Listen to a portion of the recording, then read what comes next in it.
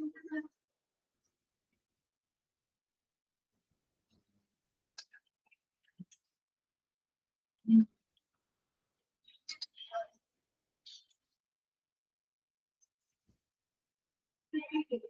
morning. Good morning.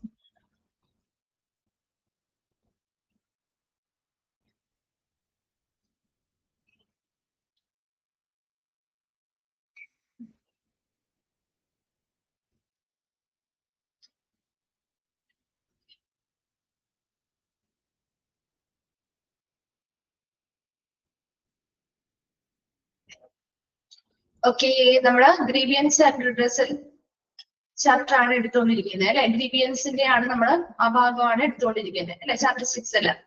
അതില് sources of grievance അല്ലേ കഴിഞ്ഞ ക്ലാസ്സിൽ എടുത്ത് നിർത്തിയത്? സോഴ്സസ് ഓഫ് ഗ്രീവിയൻസ് അല്ലേ?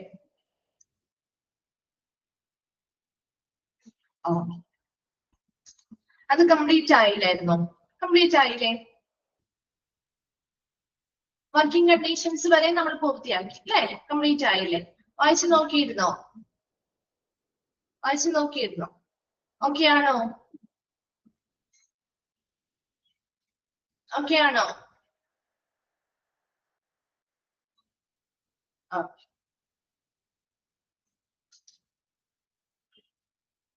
നെക്സ്റ്റ് ഭാഗത്തേക്ക് പോവാലോ. നെക്സ്റ്റ് ഭാഗത്തേക്ക് പോവാം.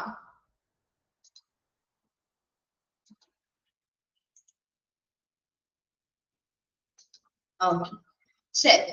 Next effects of grievance.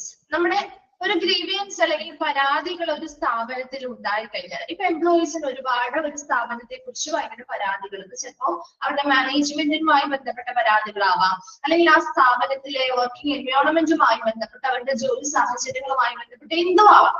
അങ്ങനെ ഒരു പരാതി വന്നു കഴിഞ്ഞാൽ അതിന്റെ എഫക്ട്സ് എന്തൊക്കെയാണെന്ന് പറയുന്നത്. ആ ഒരു സ്ഥാപനത്തില് അതിന്റെ ഫലങ്ങൾ എന്തൊക്കെയായിരിക്കും. ഇപ്പൊ ഒരു പരാതി വന്ന്, ഇപ്പൊ നമ്മുടെ വീട്ടിലാണെങ്കിലും നമ്മളോട് അമ്മ ഒരു കാര്യം ചെയ്യാൻ പറഞ്ഞു, നമുക്കത് ഇഷ്ടപ്പെട്ടില്ല. നമുക്കതില് ഇപ്പൊ നമ്മളോട് അല്ലെങ്കിൽ നമ്മുടെ സിസ്റ്റേഴ്സും നമ്മുടെ ഫാമിലി ആയിട്ട് താമസിക്കുമ്പോൾ, കുറെ പേരുമായിട്ട് നമ്മൾ ഒരുമിച്ച് താമസിക്കുമ്പോൾ ചിലപ്പോൾ നമുക്ക് പല രീതിയിലുള്ള പരാതികൾ, നമ്മൾ അങ്ങനെ പരിഗണിക്കുന്നില്ല അല്ലെങ്കിൽ ഇങ്ങനെ നമുക്ക് തരുന്നില്ല എന്നൊക്കെ പരാതികൾ ഉണ്ടാവുമോ? അമ്മ പറയുന്ന കാര്യങ്ങൾ പലതും നമ്മൾ എന്ത് ചെയ്യും? ചെയ്യാതിരിക്കും അല്ലെ. ദേഷ്യം വന്നിട്ട് നമ്മൾ പല കാര്യങ്ങളും ചെയ്യാണ്ടിരിക്കും. നീ ഇത് ഇന്ന് ചെയ്തേ എന്ന് പറഞ്ഞു കഴിയുമ്പോൾ നമ്മൾ പറയും എനിക്കിപ്പോ സമയമില്ല, ഞാൻ ചെയ്യില്ല എന്നൊക്കെ പറയും അല്ലെ. അപ്പൊ അതുപോലെ തന്നെ ഒരു ഓർഗനൈസേഷനിലും ഇതുപോലെ പരാതികൾ ഒരു വ്യക്തികൾക്ക് ഉണ്ടാവുകയാണെങ്കിൽ, അവിടുത്തെ എംപ്ലോയീസിന് ഉണ്ടാവുകയാണെങ്കിൽ, അവരും ഇതുപോലെ ചെയ്ത കാര്യങ്ങളിൽ കുറവ് വരാം, ഹാജർ നിലവാരത്തിൽ കുറവ് വരാം ഇല്ലേ. അങ്ങനെ പല എഫക്റ്റുകളും അതുമായി ബന്ധപ്പെട്ട ഓർഗനൈസേഷൻ അഫക്ട് ചെയ്യില്ലേ? അഫക്ട് ചെയ്യോ? ചെയ്യോ? എംപ്ലോയീസിന് പരാതി ഉണ്ടെങ്കിൽ ചെയ്യോ? പരാതി ഉണ്ട് എങ്കിൽ എപ്പോഴും നമ്മുടെ ഓർഗനൈസേഷനുമായി ബന്ധപ്പെട്ട്, നമ്മൾ വർക്ക് ചെയ്യുന്ന ആ ഓർഗനൈസേഷനുമായി ബന്ധപ്പെട്ട് നമുക്ക് എന്തെങ്കിലും പരാതികൾ ഉണ്ടാവും.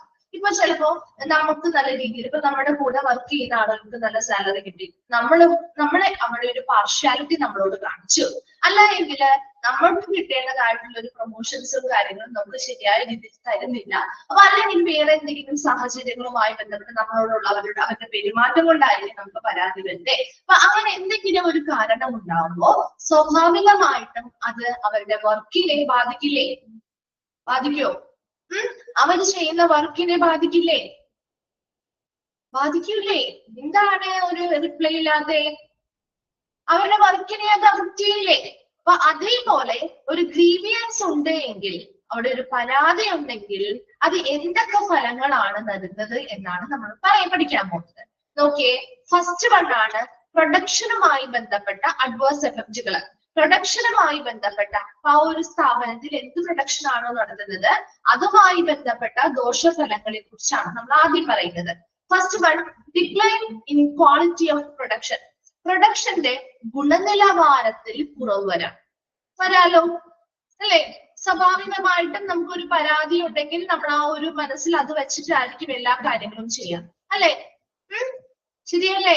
നമുക്ക് ഒരാളോട് ഒരു പരാതി കാര്യങ്ങളോ പരിഭവം ഉണ്ടെങ്കിൽ അത് നമ്മുടെ മനസ്സിൽ വെച്ചിട്ടല്ലേ നമ്മൾ എല്ലാ കാര്യങ്ങളും ചെയ്യുള്ളൂ അല്ലെ? അപ്പൊ സ്വാഭാവികമായിട്ടും നല്ല കോൺസെൻട്രേഷൻ കിട്ടില്ല, ശരിയായ ഒരു ആത്മാർത്ഥതയോട് കൂടി ചെയ്യില്ല. അപ്പൊ അതുകൊണ്ട് തന്നെ ആ പ്രൊഡക്ഷന്റെ ക്വാളിറ്റി, ഗുണനിലവാരത്തിൽ കുറവ് വരാൻ പാടില്ലേ? വരില്ലേ? മനസ്സിലാവുന്നുണ്ടോ പറയുന്നത്? ഗുണനിലവാരത്തിൽ കുറവ് വരാം. അപ്പൊ ഒരു എംപ്ലോയിക്ക് ആ ഓർഗനൈസേഷനുമായി ബന്ധപ്പെട്ട പരാതികൾ ഉണ്ടെങ്കിൽ അത് പരിഹരിച്ചിട്ടില്ല എങ്കിൽ അവിടെ എന്ത് വരാം?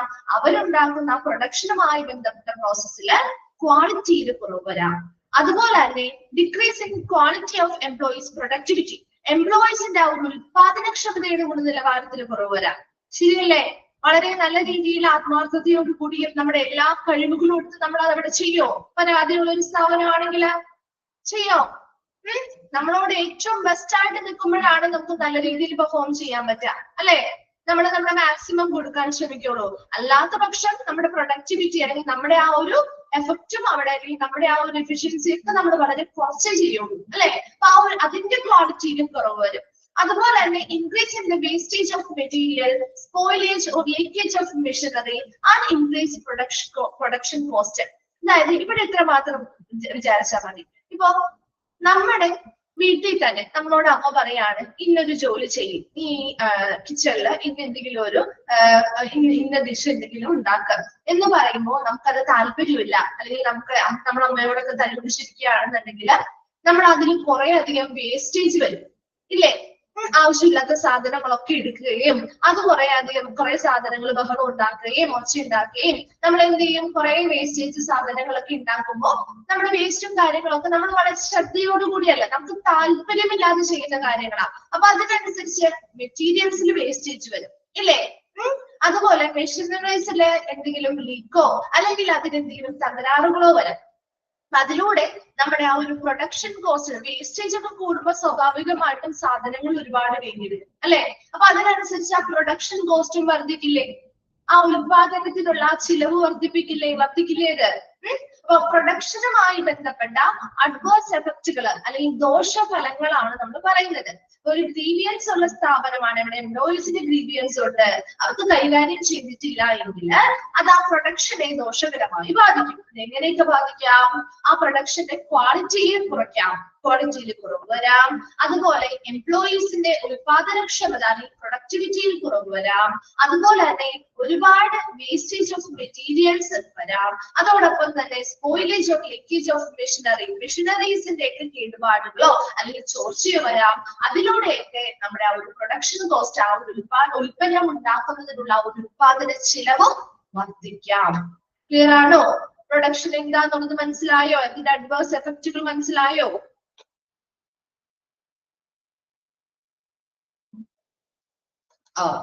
ശരി, നെക്സ്റ്റ് എംപ്ലോയീസുമായി ബന്ധപ്പെട്ട് നോക്കിയേ. Grievance of employees if unnoticed. ഇപ്പൊ നമ്മുടെ എംപ്ലോയീസിന് ഗ്രീവിയൻസ് ഉണ്ട്, പരാതികളുണ്ട്, അത് നമ്മൾ ശരിയായ രീതിയിൽ ശ്രദ്ധ കൊടുത്തിട്ടില്ല എങ്കിൽ it increase absenteeism and turnover rate. ശരിയല്ലേ? നമുക്കൊരു പരാതിയുള്ള സ്ഥാപനമാണ്, നമ്മൾ പറയുന്ന പരാതി ശരിയായ രീതിയിൽ അവർ പരിഗണിക്കുന്നില്ല അല്ലെങ്കിൽ അതിന് നല്ലൊരു ശ്രദ്ധ കൊടുക്കുന്നില്ല എങ്കിൽ നമ്മുടെ ആ ഒരു ആബ്സെന്റിസം, എന്താ, ഹാജരാവാതിരിക്കൽ കൂടുവോ? പിന്നെ നമ്മൾ ഭയങ്കര ഇൻട്രസ്റ്റ് ഉള്ള സ്ഥാപനത്തിലേക്ക് പോവില്ല, അല്ലെ? അപ്പൊ ഹാജരാവാതിരിക്കൽ കൂടും. അതുപോലെ ടേൺ ഓവർ റേറ്റ്, എന്താ, ആ സ്ഥാപനത്തിൽ നിന്ന് പിരിഞ്ഞു പോകുന്നതിന്റെ എണ്ണവും വർദ്ധിക്കില്ലേ? വർദ്ധിക്കുവോ? ഒരു ഗ്രീവിയൻസ് എംപ്ലോയീസിന്റെ പരാതികള് ശരിയായ രീതിയിൽ ശ്രദ്ധിക്കപ്പെടാതെ പോയി കഴിഞ്ഞാല് എന്തൊക്കെ ഉണ്ടാവും? അതിന്റെ ഫലം increase absenteeism and turn over, ഹാജരാവാതിരിക്കലും അതുപോലെ തന്നെ പിരിഞ്ഞു പോകലും വർദ്ധിക്കുന്നു. അതോടൊപ്പം lower commitment level, honesty and discipline, എന്താ, അവരുടെ ആ ഒരു പ്രതിബദ്ധത അല്ലെങ്കിൽ ആ ഒരു കമ്മിറ്റ്മെന്റ് ലെവല്, പ്രതിബദ്ധത, സത്യസന്ധത, അതുപോലെ തന്നെ അച്ചടക്കം മുതലായവ കുറയും, അല്ലേ?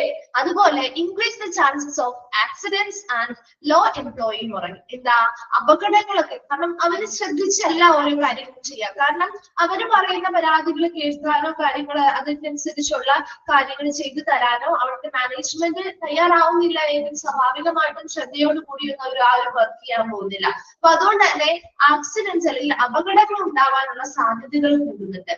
അതോടൊപ്പം ലോ എംപ്ലോയി പറയും, എംപ്ലോയീസിന്റെ മനോവീര്യം കുറയുകയും ചെയ്യുന്നു. അപ്പൊ ഇത്രയും എംപ്ലോയീസിന്റെ ഗ്രീവിയൻസ് അല്ലെങ്കിൽ പരാതികൾ ശരിയായ രീതിയിൽ ശ്രദ്ധിക്കപ്പെടാതെ പോയി കഴിഞ്ഞാൽ ഉണ്ടാവുന്ന ദോഷഫലങ്ങളാണ്.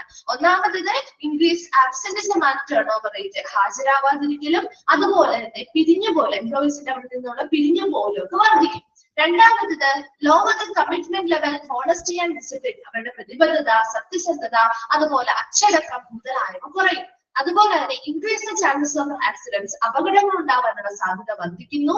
അതോടൊപ്പം തന്നെ ലോവർ എംപ്ലോയീസിന്റെ മനോവീര്യവും കുറയുന്നു. ക്ലിയർ ആണോ? എംപ്ലോയീസുമായി ബന്ധപ്പെട്ട കാര്യം പറഞ്ഞത് മനസ്സിലായോ?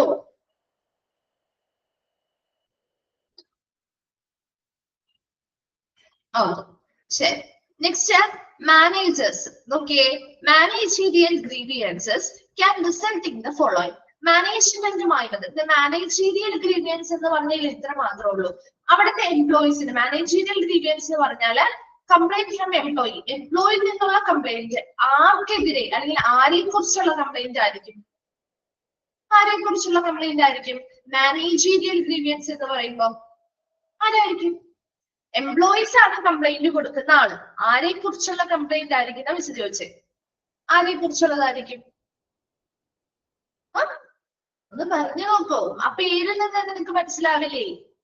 മാനേജീരിയൽ ഗ്രീവിയൻസ് എന്ന് പറയുമ്പോ എംപ്ലോയീസ് ആരെ കുറിച്ചാ പറയാ? വെരി ഗുഡ്, മാനേജേഴ്സിനെ കുറിച്ച് കേട്ടോ. അപ്പൊ employees from the employees about their manager, അവരുടെ മാനേജറിനോടുള്ള എംപ്ലോയീസിനുള്ള പരാതികളാണ് മാനേജീരിയൽ ഗ്രീവിയൻസ് എന്ന് പറയുന്നത്. അവരുടെ അല്ലെങ്കിൽ ആ മാനേജർ ഉൾപ്പെടുന്ന ഏതെങ്കിലും സിറ്റുവേഷനുമായി ബന്ധപ്പെട്ട പരാതികളായിരിക്കും കേട്ടോ. അപ്പൊ അത്തരത്തിലുള്ള പരാതികൾ ഉണ്ട് എങ്കിൽ ഒരു എംപ്ലോയിക്ക് അവരുടെ മാനേജറുമായി ബന്ധപ്പെട്ട ഒരു പരാതി ഉണ്ടെന്ന് നിങ്ങൾ വിചാരിക്കും. അപ്പോ അതിന്റെ ഫലങ്ങൾ എന്തൊക്കെയാണെന്നാണ് നമ്മൾ പറയുന്നത്.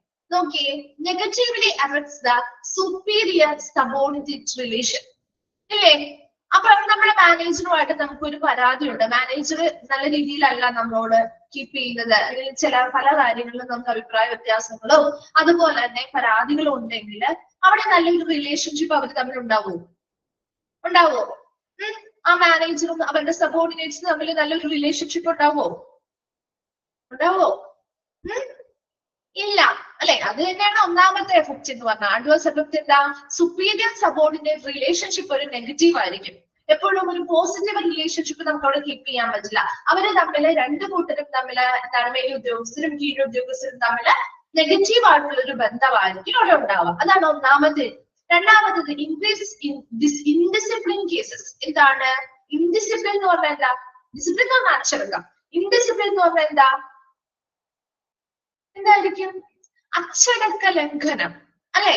അപ്പൊ അവിടെ മാനേജർ പറയുന്നതോട് അല്ലെങ്കിൽ മാനേജറിനോട് പരാതി ഉണ്ടെങ്കിൽ അവര് പറയുന്ന ഭൂരിഭാഗം കാര്യങ്ങൾ ഇവര് കേൾക്കോ? മാനേജറിനോടുള്ള പരാതി ഉണ്ട് അല്ലെങ്കിൽ മാനേജർ ചെയ്യുന്ന കാര്യങ്ങള് എംപ്ലോയീസിന് ഇഷ്ടപ്പെടുന്നില്ല എങ്കിൽ ആ മാനേജർ പറയുന്ന എല്ലാ കാര്യങ്ങളും ഇവര് കേൾക്കോ? അതിൽ കുറവുണ്ടാവും അല്ലെ? അപ്പൊ അതുകൊണ്ട് തന്നെ അച്ചടക്ക ലംഘനങ്ങൾ വർദ്ധിക്കുന്നു. മൂന്നാമത്തത് create an atmosphere of disturbance or turmoil and increases the degree of supervision, control and follow up. ഇവിടെ increases an atmosphere, disturbance or turmoil എന്ന് പറഞ്ഞാല് ഇവിടെ ആ ഒരു അസ്വസ്ഥത നിറഞ്ഞ അല്ലെങ്കിൽ ഒരു പ്രക്ഷുബ്ധമായിട്ടുള്ള ഒരു അന്തരീക്ഷം അവിടെ സൃഷ്ടിക്കുന്നുണ്ട്. ശരിയല്ലേ? മാനേജറും എംപ്ലോയീസും തമ്മിൽ നല്ലൊരു ബന്ധമില്ല, രണ്ടു കൂട്ടരും തമ്മിൽ അങ്ങോട്ടും ഇങ്ങോട്ടും പരാതികളും കാര്യങ്ങളും വരുമ്പോ ഒരു നല്ല അന്തരീക്ഷമായിരിക്കില്ലല്ലോ അവിടെ ഉണ്ടാവുക അല്ലെ? അത് തന്നെയാണ് ഒരു പ്രക്ഷുബ്ധമായിട്ടുള്ള ഒരു ഡിസ്റ്റർബ്ഡ് ആയിട്ടുള്ള ഒരു അറ്റ്മോസ്ഫിയർ ആയിരിക്കും അവിടെ ക്രിയേറ്റ് ചെയ്യുന്നത്. അതോടൊപ്പം തന്നെ ഇപ്പൊ നിങ്ങൾ നോക്കി, മാനേജറിനോട് നമുക്കൊരു പരാതിയുണ്ട് എന്ന് മാനേജർ അറിയുകയാണെങ്കിൽ അവര് ഈ എംപ്ലോയീസിൽ ചുമത്തുന്ന സൂപ്പർവിഷൻ, കൺട്രോള്, ഫോളോ അപ്പ് ഒക്കെ കൂടില്ലേ?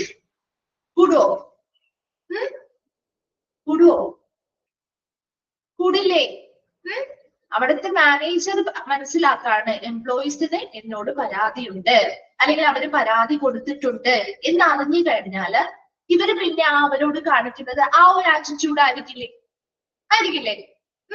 സ്വാഭാവികമായിട്ടും ആ ഒരു ആറ്റിറ്റ്യൂഡ് അല്ലേ കാണിക്കുള്ളൂ. അപ്പൊ സ്വാഭാവികമായിട്ടും അവരുടെ മേലുള്ള മേൽനോട്ടമായിക്കോട്ടെ, നിയന്ത്രണമായിക്കോട്ടെ, ആ ഫോളോ അപ്പുകൾ അല്ലെങ്കിൽ തുടർ നടപടികളായിക്കോട്ടെ, അതത് കുറച്ചും കൂടി കൂടുതലായിരിക്കോ? ആയിരിക്കില്ലേ? ആ എംപ്ലോയീസിനെ എങ്ങനെയെങ്കിലും അത് നിയന്ത്രിച്ച് അവരുടെ കീഴിൽ കൊണ്ടുവരുന്ന എന്ന രീതിയിലുള്ള ഒരു പ്രവർത്തനമായിരിക്കില്ലേ പിന്നെ നടക്കുക? മനസ്സിലാവുന്നുണ്ടോ? ക്ലിയർ ആവുന്നുണ്ടോ എന്താ ഉദ്ദേശിക്കുന്നതെന്നുള്ളത്? ഇപ്പൊ മാനേജറിയൽ ഗ്രീവിയൻസ് എന്ന് പറഞ്ഞാൽ എന്താണ്? അവിടുത്തെ എംപ്ലോയീസിന് മാനേജറുമായി ബന്ധപ്പെട്ട്, അവരുടെ മാനേജറുമായി ബന്ധപ്പെട്ട്, അല്ലെങ്കിൽ മാനേജർ ഉൾപ്പെടുന്ന സിറ്റുവേഷനുമായി ബന്ധപ്പെട്ടുള്ള കംപ്ലൈന്റുകൾ അല്ലെങ്കിൽ ഫോർമൽ ആയിട്ടുള്ള പരാതികളാണ് മാനേജറിയൽ ഗ്രീവിയൻസ് എന്ന് പറയുന്നത്. അപ്പൊ അങ്ങനെ നമുക്ക് മാനേജേഴ്സുമായി ബന്ധപ്പെട്ട ഒരു പരാതികൾ ഉണ്ട് എങ്കിൽ അത് എന്തൊക്കെ കാര്യങ്ങളാണ് അവിടെ സംഭവിക്കുക? സുപ്പീരിയേഴ്സും സബോർഡിനേറ്റ്സും തമ്മിലുള്ള റിലേഷൻഷിപ്പ് വളരെ നെഗറ്റീവ് ആയിട്ടായിരിക്കും ഉണ്ടാവുക. അതുപോലെ തന്നെ ഇൻഡിസിപ്ലിൻ കേസസ്, അച്ചടക്ക ലംഘനം നടത്തുന്ന പ്രവർത്തനങ്ങൾ അല്ലെങ്കിൽ കേസുകളുടെ എണ്ണം വർദ്ധിക്കും. അതോടൊപ്പം തന്നെ ഒരു ഡിസ്റ്റർബൻസ് ഉള്ള അല്ലെങ്കിൽ ഒരു അസ്വസ്ഥത നിറഞ്ഞ അല്ലെങ്കിൽ പ്രക്ഷുബ്ധമായിട്ടുള്ള ഒരു അന്തരീക്ഷം ഇതിലൂടെ അവിടെ സൃഷ്ടിക്കുന്നുണ്ട്. അതോടൊപ്പം തന്നെ ഇതുവഴി മാനേജേഴ്സ് എന്ത് ചെയ്യുന്നു? ഡിഗ്രി ഓഫ് സൂപ്പർവിഷൻ, അവരുടെ ആ ഒരു മേൽനോട്ടം, എംപ്ലോയീസിന് ഉള്ളിലുള്ള ഒരു മേൽനോട്ടം, നിയന്ത്രണം, തുടർ നടപടികളെല്ലാം കുറച്ചും കൂടി സ്ട്രിക്റ്റ് ആക്കുകയും വർദ്ധിക്കുകയും ചെയ്യുന്നു. ക്ലിയർ ആണോ? അപ്പോൾ എഫക്ട്സ് ഓഫ് ഗ്രീവിയൻസില് നമ്മൾ 3 സെക്ഷൻ ആയിട്ടാണ് പഠിച്ചത്. പ്രൊഡക്ഷനുമായി ബന്ധപ്പെട്ട അഡ്വേഴ്സ് എഫക്റ്റുകൾ എന്തൊക്കെയാണ് പഠിച്ചു. ടേൺമോയിൽ എന്ന് പറഞ്ഞാൽ പ്രക്ഷുബ്ധത എന്നുള്ള മീനിങ് ആണ് കേട്ടോ. ഡിസ്റ്റർബൻസ് അല്ലെങ്കിൽ അത് ആ ഒരു മീനിങ് തന്നെയാണ് വരുന്നത്. ഡിസ്റ്റർബൻസ് എന്ന് പറഞ്ഞാൽ അസ്വസ്ഥത അല്ലെങ്കിൽ ഒരു പ്രക്ഷുബ്ധത, അതായത് എപ്പോഴും ഒരു ഉള്ളിലാണെങ്കിൽ നേരിട്ടല്ലെങ്കിൽ പോലും ഒരു മാനസികമായിട്ടാണെങ്കിൽ ഒരു സംഘർഷം നിറഞ്ഞൊരു അവസ്ഥ. പരാതികൾ ഉണ്ടാകുന്ന സ്വാഭാവികമായിട്ട് അങ്ങനെയാണല്ലോ വരിക. ആ ഒരു രീതിയാണ് ഉദ്ദേശിക്കുന്നത് കേട്ടോ. ഓക്കെ, അപ്പൊ നോക്കിയേ, എഫക്ട്സ് ഓഫ് ഗ്രീവിയൻസ് പറഞ്ഞാൽ പ്രൊഡക്ഷൻ, അതുപോലെ എംപ്ലോയീസ്, അതുപോലെ തന്നെ മാനേജേഴ്സ്. ഇവ 3മായി ബന്ധപ്പെട്ട അഡ്വേഴ്സ് എഫക്റ്റുകളാണ് നമ്മൾ പറഞ്ഞത്. വേഗം ഒന്ന് വായിച്ചു നോക്കിയേ, അതിനുശേഷം നമുക്ക് അടുത്ത ഭാഗത്ത് പോകാം.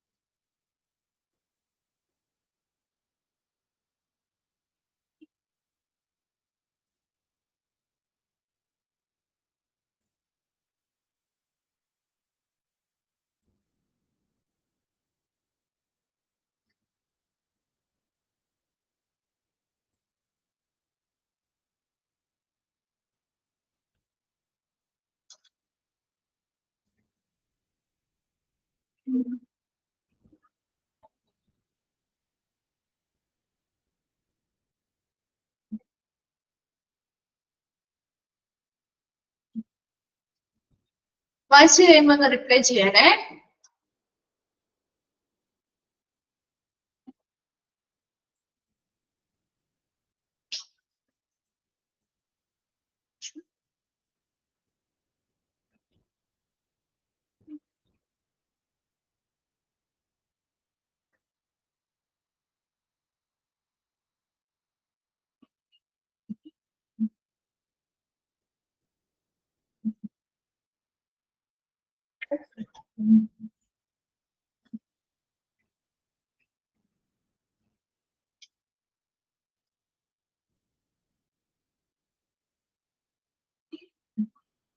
വായിച്ചു കഴിഞ്ഞോ? ഓക്കെ അല്ലേ? ക്ലിയർ? ഓക്കെ, ശരി. നെക്സ്റ്റ് ഭാഗത്തേക്ക് പോവാണ് കേട്ടോ. Next, grievance redressal procedure. ഒരു പരാതി പരിഹാര സംവിധാനം എങ്ങനെയാണ്, അല്ലെങ്കിൽ അതുമായി ബന്ധപ്പെട്ട നടപടിക്രമങ്ങളെ കുറിച്ചാണ് നമ്മൾ ഇനി പഠിക്കാൻ പോകുന്നത്. നോക്കിയേ, grievance handling procedure or grievance redressal procedure രണ്ടും ഒന്ന് തന്നെയാണ് കേട്ടോ. ഗ്രീവിയൻസ് ഹാൻഡ്ലിംഗ് പ്രൊസീജിയർ, പരാതി കൈകാര്യം ചെയ്യുന്ന നടപടിക്രമം എന്ന് പറഞ്ഞാലും പരാതി പരിഹാര നടപടിക്രമം എന്ന് പറഞ്ഞാലും രണ്ടും ഒന്ന് തന്നെയാണ്. Is a formal system for dealing with employee grievance, എംപ്ലോയീസിന്റെ ഗ്രീവിയൻസ്, അതായത് അവിടുത്തെ തൊഴിലാളികളുടെ പരാതികൾ കൈകാര്യം ചെയ്യുന്നതിന് വേണ്ടിയുള്ള ഒരു ഔപചാരിക സംവിധാനമാണ് ഗ്രീവിയൻസ് റിഡ്രസൽ പ്രൊസീജിയർ എന്ന് പറയുന്നത്. ഇറ്റ് ഇൻവോൾവ്സ്, ആ പേരിൽ തന്നെ നിങ്ങൾ കണക്ട് ചെയ്ത് പഠിച്ചാൽ മതി. ഗ്രീവിയൻസ് റിഡ്രസൽ പ്രൊസീജിയർ എന്ന് പറഞ്ഞാൽ പരാതി പരിഹാര സംവിധാനം. ആരുടെ പരാതികളാണ്? ആ സ്ഥാപനത്തിലെ എംപ്ലോയീസിന്റെ, അവരുടെ പരാതികളെ കൈകാര്യം ചെയ്യുന്നതിനുള്ള ഒരു ഫോർമൽ സിസ്റ്റമാണ് ഗ്രീവിയൻസ് റിഡ്രസൽ പ്രൊസീജിയർ എന്ന് പറയുന്നത്. And it involves several steps through which an affected employee can take his grievance to successively higher level of management for redressal. ഇവിടെ ഗ്രീവിയൻസ് റിഡ്രസൽ പ്രൊസീജിയർ എന്ന് പറഞ്ഞാൽ ഒറ്റ സ്റ്റെപ്പ് ആയിട്ടല്ല നടക്കുന്നത്. ആ സ്റ്റെപ്പുകൾ നമ്മൾ ഇനി പഠിക്കുന്നുണ്ട് കേട്ടോ. ഒറ്റ സ്റ്റെപ്പ് അല്ല, അവിടെ കുറച്ച് സ്റ്റെപ്പുകളിലൂടെ കടന്നു പോയിട്ടാണ് അതിനൊരു സൊല്യൂഷനും ഒരു പരിഹാരവും കാര്യങ്ങളും കണ്ടെത്തുന്നതും അത് ഇംപ്ലിമെന്റ് ചെയ്യുന്നതും. അപ്പൊ അതുകൊണ്ട് തന്നെ ഇത് കുറെ സ്റ്റെപ്പുകളിലൂടെ കടന്നു പോകുന്നത് കൊണ്ട് ഒരു എംപ്ലോയിക്ക് അവരുടെ പരാതികള് വളരെ നല്ല രീതിയിൽ തന്നെ സോൾവ് ചെയ്യുന്നതിന് വേണ്ടിയിട്ട് ഒരു ഉയർന്ന തലത്തിലേക്ക്, അതായത് ഉയർന്ന രീതിയിൽ ഒരു higher level of management for redressal, ഉയർന്ന തലത്തിലുള്ള മാനേജ്മെന്റിലേക്ക് അല്ലെങ്കിൽ ഒരു പരിഹാര സംവിധാനത്തിലൂടെ നമുക്ക് അവരുടെ പരാതികളെ കടത്തിവിടാനും അതിനനുസരിച്ച് വളരെ സക്സസ്ഫുൾ ആയ രീതിയിൽ, വിജയകരമായ രീതിയിൽ അതിനെ സോൾവ് ചെയ്യാനും കൈകാര്യം ചെയ്യാനും നമുക്ക് ഈ ഒരു പ്രൊസീജിയർ കൊണ്ട് പറ്റുന്നുണ്ട്. Then it is a valuable tool in the hands of the management to keep a check or relevant analytical information about the condition of the organization health. അപ്പോ ഇതൊരു വാല്യുബിൾ ടൂൾ ആണ്. ഈ ഗ്രീവിയൻസ് റിഡ്രസൽ പ്രൊസീജിയർ എന്തിനു വേണ്ടിയിട്ടുള്ളതാ? In the hands of the management, മാനേജ്മെന്റിന്റെ കയ്യിലുള്ള ഒരു valuable tool ആണ് ഗ്രീവിയൻസ് റിഡ്രസൽ പ്രൊസീജിയർ എന്ന് പറയുന്നത്. അവർക്ക് ഈ ഒരു ഗ്രീവിയൻസ് റിഡ്രസൽ പ്രൊസീജിയർ ഉപയോഗിച്ചുകൊണ്ട് പരിശോധിക്കാൻ പറ്റും എന്ത് എംപ്ലോയീസിനിടയില് പ്രോബ്ലംസ് ഉണ്ടോ, അവർക്ക് എന്തെങ്കിലും പരാതികളുണ്ടോ, and relevant analytical information about the condition of the organisation health. അപ്പോ അവിടുത്തെ ഓർഗനൈസേഷന്റെ ഹെൽത്ത്, അതായത് ഏതൊരു ഓർഗനൈസേഷന്റെ ഹെൽത്ത് അല്ലെങ്കിൽ അവരുടെ ആ ഓർഗനൈസേഷന്റെ ആരോഗ്യം എന്ന് പറയുന്നത് എന്താണ്? അവിടുത്തെ എംപ്ലോയീസ് നല്ല രീതിയിൽ നല്ല എഫക്റ്റീവ് ആയിട്ട് വർക്ക് ചെയ്യുക, നല്ല പ്രൊഡക്ഷൻ ഉണ്ടാക്കുക, എല്ലാവരും തമ്മിൽ നല്ലൊരു റിലേഷൻഷിപ്പിൽ മുന്നോട്ട് പോവാന്നുള്ളതല്ലേ? അല്ലേ? അതല്ലേ ശരിക്കും ഒരു ഓർഗനൈസേഷന്റെ ഹെൽത്ത് എന്നതുകൊണ്ട് ഉദ്ദേശിക്കുന്നത്? ആണോ? ഒരു ഓർഗനൈസേഷന്റെ ഹെൽത്ത് എന്ന് ഉദ്ദേശിക്കുന്നത് അവിടുത്തെ എംപ്ലോയീസും നല്ല രീതിയിൽ വർക്ക് ചെയ്യുക, എംപ്ലോയീസും മറ്റുള്ളവരുമായിട്ട് നല്ലൊരു റിലേഷൻഷിപ്പ് കീപ്പ് ചെയ്യുക, വളരെ പ്രൊഡക്റ്റീവ് ആയിട്ട് എഫിഷ്യന്റ് ആയിട്ട് അവർ വർക്ക് ചെയ്യുക, നല്ലൊരു പ്രോഫിറ്റും പ്രൊഡക്ഷനും അവരിലൂടെ ഉണ്ടാക്കാൻ പറ്റുക. ഇതല്ലേ ആ ഓർഗനൈസേഷന്റെ ഹെൽത്ത് എന്നതുകൊണ്ട് ഉദ്ദേശിക്കുന്നത്? അല്ലേ? അവിടെ പ്രശ്നങ്ങളൊന്നും ഇല്ലാതെ മുന്നോട്ട് പോവുക എന്നതല്ലേ അവിടുത്തെ ഓർഗനൈസേഷന്റെ ഹെൽത്ത് എന്നതുകൊണ്ട് ഉദ്ദേശിക്കുന്നത്. അപ്പൊ അത്തരത്തില് ഒരു ഓർഗനൈസേഷന്റെ ഹെൽത്ത് എങ്ങനെയാണ്? അവിടുത്തെ കണ്ടീഷൻ എങ്ങനെയാണ്? അവിടെ എല്ലാം ഓക്കെ ആണോ? എംപ്ലോയീസിന് എല്ലാ കാര്യങ്ങളും സാറ്റിസ്ഫൈഡ് ആണോ? അവർക്ക് എന്തെങ്കിലും പരാതികളുണ്ടോ? അങ്ങനെയുള്ള കാര്യങ്ങളുമായി ബന്ധപ്പെട്ട ഇൻഫർമേഷൻസ് വിശകലനം ചെയ്യാനും പരിശോധിക്കാനും ഒക്കെ പറ്റുന്ന മാനേജ്മെന്റിന്റെ കയ്യിലുള്ള ഒരു വളരെ വാല്യുബിൾ ആയിട്ടുള്ള മൂല്യമായിട്ടുള്ള ഒരു ടൂളാണ് ഗ്രീവിയൻസ് റിഡ്രസൽ പ്രൊസീജിയർ എന്ന് പറയുന്നത്. And a grievance handling procedure is essential in a large organization because the number of employees and the hierarchical levels are more. അപ്പൊ ഇത് ഏറ്റവും കൂടുതൽ പ്രയോജനകരമായിട്ടുള്ളത് ലാർജ് ഓർഗനൈസേഷനിലായിരിക്കും. വലിയ ഓർഗനൈസേഷൻ ആകുമ്പോൾ ഒരുപാട് എംപ്ലോയീസ് അവിടെ വർക്ക് ചെയ്യുന്നുണ്ട്, ഒരുപാട് ലെവലിലായിട്ട്, അതായത് പല ശ്രേണികളിലായിട്ട്, പല തലങ്ങളിലായിട്ടാണ് ഓരോ എംപ്ലോയീസും വർക്ക് ചെയ്യുന്നത്. അപ്പൊ അതുകൊണ്ട് തന്നെ എല്ലാവരുമായിട്ട് സഹകരിക്കാനും അവരുമായിട്ട് സംസാരിക്കാനും അവരുടെ പ്രോബ്ലംസ് മനസ്സിലാക്കാനും ഒക്കെ ചിലപ്പോ ആ ഓർഗനൈസേഷനിലെ മാനേജ്മെന്റിനോ കാര്യങ്ങൾക്കും പറ്റിയിട്ട് വരില്ല. അപ്പൊ അതുകൊണ്ട് തന്നെ ഒരു വലിയ ഓർഗനൈസേഷൻ ആകുമ്പോൾ അവിടെ എന്തായാലും ഒരു ഗ്രീവിയൻസ് ഹാൻഡ്ലിംഗ് പ്രൊസീജിയർ അല്ലെങ്കിൽ ഗ്രീവിയൻസ് റിഡ്രസൽ പ്രൊസീജിയർ അത്യാവശ്യമാണ്. അതിലൂടെ ആ എല്ലാ എംപ്ലോയീസിന്റെയും പരാതികളും കാര്യങ്ങളും മനസ്സിലാക്കാനും സോൾവ് ചെയ്യാനും പറ്റും. അതുപോലെ as a result, the manager is unable to keep an eye on each individual or be involved in every working area of the organization. അല്ലെ? ചിലപ്പോ നമുക്ക് വലിയൊരു ഓർഗനൈസേഷൻ ആണെങ്കിൽ മാനേജറിനെ എല്ലാ എംപ്ലോയീസിനെയും നോക്കാനോ അല്ലെങ്കിൽ അവരുമായിട്ടുള്ള ഓരോ വർക്കിംഗ് ഏരിയയുമായി ബന്ധപ്പെട്ട് കാര്യങ്ങൾ നോക്കിക്കാണാനോ മനസ്സിലാക്കാനോ ഒന്നും ചിലപ്പോൾ പറ്റില്ല. കാരണം ഒരു വലിയ ഓർഗനൈസേഷൻ ആണെങ്കിൽ ഇത്രയും എംപ്ലോയീസിനെ നോക്കുക, അവരുമായി ബന്ധപ്പെട്ട വർക്കിംഗ് ഏരിയ എങ്ങനെയാണ് അതെല്ലാം നോക്കി നടത്തുക എന്ന് പറയുന്നത് ബുദ്ധിമുട്ടാണ്. So in a small organisation ആകുമ്പോൾ knowledge and contact is possible അല്ലെ. കുറച്ച് അവരുടെ എംപ്ലോയീസുമായിട്ടുള്ള അറിയാനും അവരുമായിട്ട് സംസാരിക്കാനും അവരുടെ പ്രോബ്ലംസ് നേരിട്ട് സംസാരിച്ച് മനസ്സിലാക്കാനൊക്കെയുള്ള കൂടുതൽ ചാൻസസ് ഉണ്ട്. ശരിയല്ലേ? വലിയൊരു ഓർഗനൈസേഷൻ ആകുമ്പോൾ മാനേജേഴ്സിന് അത്രയധികം എല്ലാ എംപ്ലോയീസിനോട് സംസാരിക്കാനോ ഒരുപോലെ ചിലപ്പോൾ ഇടപെടുക്കാനോ അവരെ അറിയാനൊന്നും പറ്റിയിട്ട് വരില്ല. So need for A formal grievance procedure. അപ്പൊ ഒരു ചെറിയ ചെറിയൊരു സ്ഥാപനമൊക്കെ ആകുമ്പോൾ ചെറിയൊരു ഇൻസ്റ്റിറ്റ്യൂഷൻ അല്ലെങ്കിൽ ചെറിയൊരു ഓർഗനൈസേഷൻ ഒക്കെ ആണെന്നുണ്ടെങ്കിൽ അങ്ങോട്ടും ഇങ്ങോട്ടും മാനേജേഴ്സിന് നേരിട്ട് കാണുന്നുണ്ട്, അവർക്ക് ആ എംപ്ലോയീസിനോട് സംസാരിക്കാം, അവരെ കുറിച്ച് അറിയാം, അവരുടെ പ്രശ്നങ്ങൾ എന്താണ് നേരിട്ട് കണ്ട് മനസ്സിലാക്കാം. അതുകൊണ്ട് തന്നെ അവിടെ ഒരു ഗ്രീവിയൻസ് പ്രൊസീജിയർ കുറവ് മതി. പക്ഷേ ഒരു വലിയ ഓർഗനൈസേഷൻ ആകുമ്പോൾ അവിടെ എല്ലാവരെയും ഈച്ച് ഇൻഡിവിജ്വൽസിനെ ശ്രദ്ധ കൊടുക്കുക എന്ന് പറയുന്നത് ബുദ്ധിമുട്ടായിരിക്കും. അതുപോലെ തന്നെ അവർ ഓരോ വർക്കിംഗ് ഏരിയയിലും ഉൾപ്പെടുന്നതായതുകൊണ്ട് ആ വർക്കിംഗ് ഏരിയയിലെ മൊത്തത്തിലുള്ള എംപ്ലോയീസിനെ കൈകാര്യം ചെയ്യുക, അവരെ മനസ്സിലാക്കുക, അവരോട് ഓരോ കാര്യങ്ങളും ചോദിക്കുക എന്നൊക്കെ പറയുന്നത് ബുദ്ധിമുട്ടായതുകൊണ്ട് അവിടെ ഒരു ഗ്രീവിയൻസ് റിട്രസൽ പ്രൊസീജിയർ വളരെ ഇമ്പോർട്ടന്റ് ആണ്. അപ്പൊ ഗ്രീവിയൻസ് റിട്രസൽ പ്രൊസീജിയർ എന്താണെന്നാണ് മനസ്സിലാക്കേണ്ടത്. ഇത്ര മാത്രം മനസ്സിലാക്കിയാൽ മതി. ഇതൊരു ഫോർമൽ സിസ്റ്റമാണ്, ഒരു ഔപചാരിക സംവിധാനമാണ്. ഒരു ഓർഗനൈസേഷനിലെ എംപ്ലോയീസിന്റെ പരാതികൾ കൈകാര്യം ചെയ്യുന്നതിന് വേണ്ടിയുള്ള ഒരു ഫോർമൽ സിസ്റ്റമാണ് ഗ്രീവിയൻസ് ഹാൻഡ്ലിംഗ് പ്രൊസീജിയർ അല്ലെങ്കിൽ ഗ്രീവിയൻസ് റിട്രസൽ പ്രൊസീജിയർ എന്ന് പറയുന്നത്. ഇതിൽ ഒരുപാട് സ്റ്റെപ്പുകൾ വരുന്നുണ്ട്. ആ ഒരുപാട് സ്റ്റെപ്പുകളിലൂടെ നമുക്ക് ആ എംപ്ലോയീസിന്റെ പരാതികൾ ഒരു ഉയർന്ന തലത്തിലേക്കുള്ള പരിഹാര മാർഗത്തിലേക്ക് വിടാനും അതിനനുസരിച്ച് നല്ല മികച്ച സൊല്യൂഷൻസ് കണ്ടെത്തി അത് ഇംപ്ലിമെന്റ് ചെയ്യാനും പറ്റും. അതുപോലെ തന്നെ മാനേജ്മെന്റിന്റെ കയ്യിലുള്ള ഏറ്റവും വാല്യുബിൾ ആയിട്ടുള്ള ഒരു ടൂളാണ് ഈ ഗ്രീവിയൻസ് റിട്രസൽ പ്രൊസീജിയർ എന്ന് പറയുന്നത്.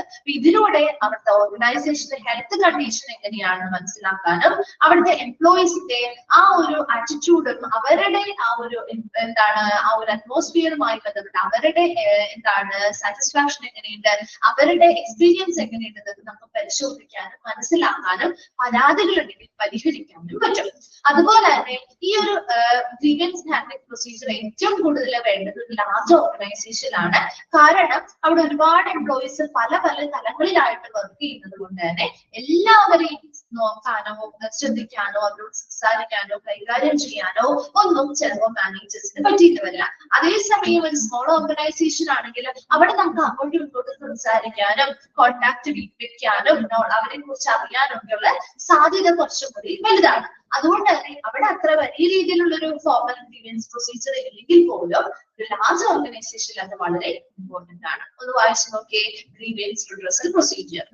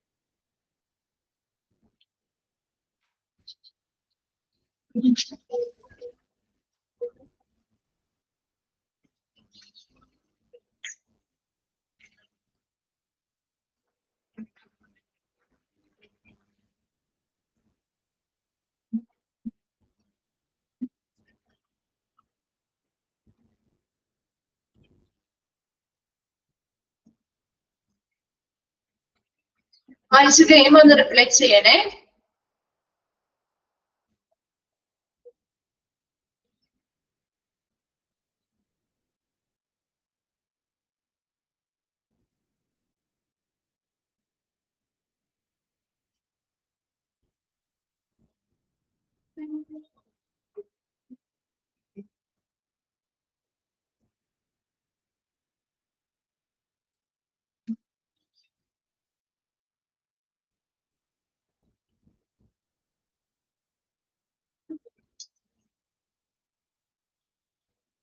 ഓക്കെ അല്ലേ?